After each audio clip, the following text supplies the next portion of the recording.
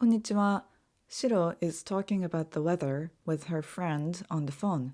You'll learn how to answer weather-related questions like, No, it's not sunny, or No, it was not rainy.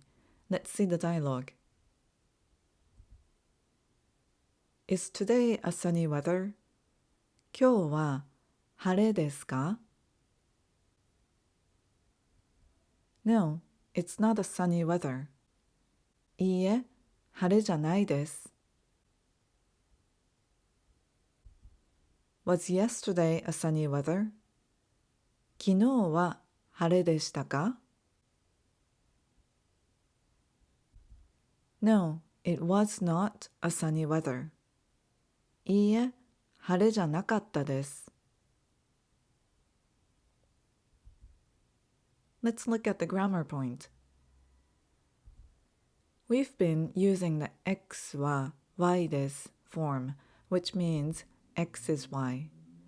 Do you remember how to say x is not y?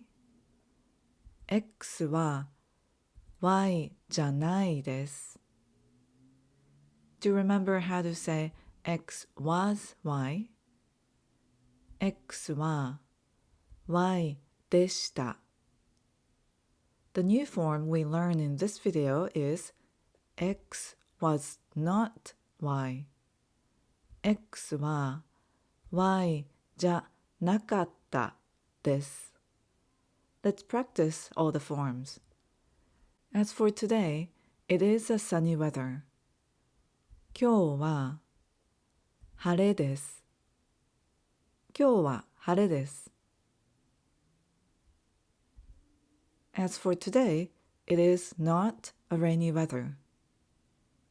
今日は雨じゃないです。今日は雨じゃないです。As for yesterday, it was a sunny weather. 昨日は晴れでした。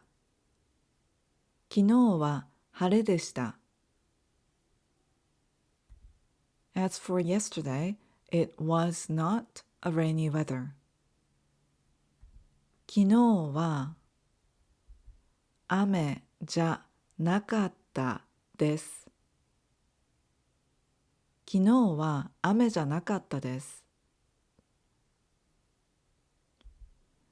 Let's practice the new form a few more times. As for yesterday, it was not a cloudy weather. 昨日は曇りじゃなかったです。昨日は曇りじゃなかったです。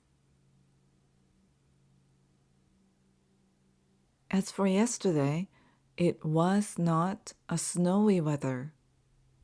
昨日は雪じゃなかったです。昨日は雪じゃなかったです。